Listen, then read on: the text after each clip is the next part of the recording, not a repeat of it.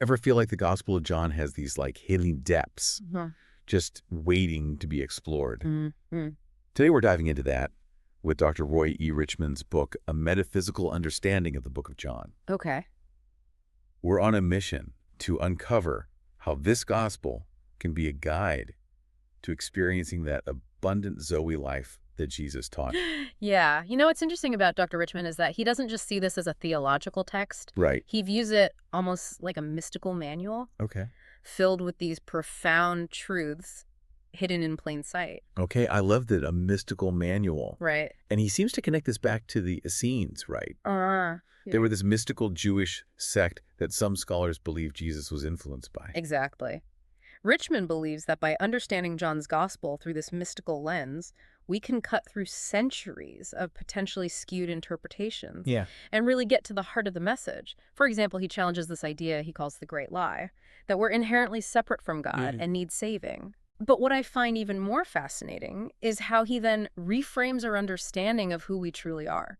And this is where that idea of visible spirit comes in, right? Yes. Richmond argues that our true identity isn't limited to our physical bodies. Right. He dives deep into the original Greek and Aramaic words for body, soul, and spirit. Okay. And what he finds is fascinating. Yeah. They all tie back to this concept of breath. Yeah. So essentially, he suggests we're visible breath, Oh. breathing in and out the very essence of the divine. You know, that idea of visible breath really struck me too. It's like this beautiful reminder that the same life force that flows through everything is within us as well. Right. It's not some far-off concept, Mhm. but something we're intimately connected to in every moment. Exactly. And this understanding of ourselves as visible spirit really changes how we view our relationship with the divine. Right. It's not about striving to reach some external God, Yeah. but about recognizing that divine spark within each of us. And this is where John's gospel becomes so powerful. Because John really focuses on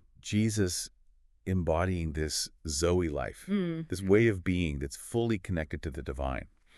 But what I found really interesting is how Richmond points out that those famous I am statements throughout John are often more accurately translated as I exist declarations. Right. It's not just Jesus stating who he is, Right. but actively demonstrating this profound awareness of his true divine nature, an awareness that's available to us as well, according to Richmond. So when Jesus says, I exist the bread of life, or I exist the good shepherd, Right. it's like he's not just speaking about himself, but revealing a universal truth about our own nature as visible spirit. Yes. We too can access that same I exist awareness. Absolutely. And Richmond emphasizes that Jesus wasn't some unique being, Right. but rather he was showing us what's possible when we align with our true identity as visible spirit, Okay. as expressions of the divine. Mm.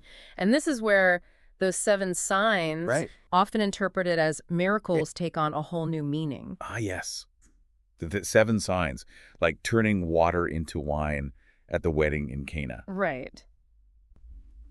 Richmond doesn't interpret these signs as supernatural events, but as symbolic representations of spiritual truths, right? Exactly. It's like each sign is a parable in action, Okay. offering us these practical insights into how we can access and live out that same Zoe life that Jesus embodied. So it's like each of these signs is a mini lesson in spiritual growth. Right. And instead of, choosing your next move in a fantasy world, we're applying these principles to our own lives. Exactly. And what's interesting is that Richmond points out how John intentionally leaves out a lot of the details we find in other Gospels. Right. Like the Sermon on the Mount or specific parables. Yeah. It's almost like John laser focused on highlighting how Jesus walked out this I exist awareness in everyday life.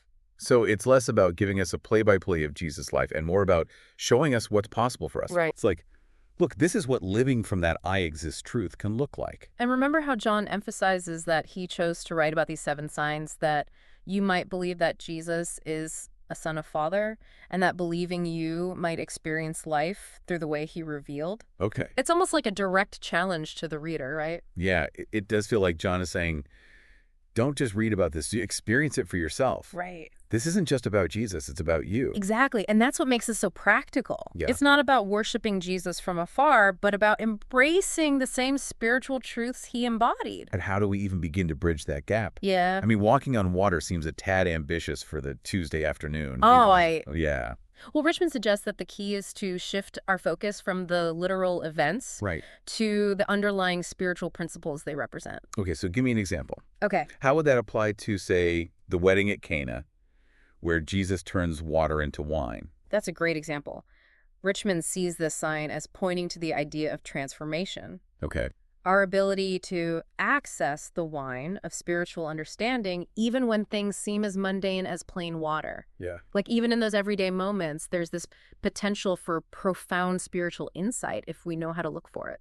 I love that. So it's about finding that deeper meaning in the ordinary, Yeah, recognizing that the everyday can be a source of profound connection to the divine. exactly. And that's just one example. Right. The healing of the sick, for instance, might represent our capacity for inner healing and wholeness. Okay. The feeding of the 5,000 could symbolize the abundance that flows into our lives when we align with our divine nature. Right. Each sign offers a unique lens through which to view our own spiritual growth. It's like each sign is an invitation to go deeper, to look Yeah. beyond the surface and find those I exist sparks of truth in every experience. And that's the beauty of it. It's not about achieving some kind of Zoe life perfection, Yeah. but about showing up, asking those deeper questions, and being open to the transformation that unfolds as we align more fully with our true nature. So it's a process, a journey of continually uncovering those hidden depths within ourselves and the world around us. Exactly. And remember, just like those 7 signs pointed to Jesus' true nature, our lives become the signs. Okay. As we step more fully into that I exist awareness, Right. we naturally begin to express those qualities of Zoe life, love, joy, peace, abundance, in our own unique ways. So it's not just about intellectually grasping these concepts, but about embodying them, letting them flow through us and into the world. We become living expressions of that connection to the divine. It's a beautiful thought, but it also begs the question, this is what really gets me thinking. If we're all walking expressions of the divine, as Richmond suggests, then what does that actually look like in our everyday lives? Beyond the pages of John, beyond the symbolism of the signs, how does that actually show up? That's the million-dollar question, isn't it? Yeah. And I think Richmond would say there's no single answer. Right. No one-size-fits-all formula. Right. Just like those 7 signs have multiple layers of meaning, Yeah. so too does living from this I exist awareness. Okay. It's less about achieving a specific outcome and more about a fundamental shift in perspective. So it's less about, say, miraculously turning water into wine at a dinner party, Right. and more about showing up in those everyday moments with that same grounded awareness that Jesus embodied. Exactly. It's about recognizing those qualities of Zoe life, love, joy, peace, abundance, Right. aren't external things we need to chase after. Yeah. They're expressions of our true nature that we can tap into more and more fully as we align with that I exist truth. So maybe it's about navigating a stressful work meeting with a deeper sense of peace and clarity because you're grounded in that awareness. Right. Or showing up in our relationships with greater compassion and understanding, even when it's hard. Mm-hmm. It's about those subtle but powerful shifts in how we move through the world. Absolutely. And as we practice aligning with that I exist truth, those qualities naturally begin to flow through us. Yeah. It's not about being perfect, Right. but about continually coming back to that awareness, that connection to something bigger than ourselves. It makes you wonder if maybe our deepest fear isn't that we're inadequate, but that we're actually powerful beyond measure, as Marianne Williamson wrote. Right.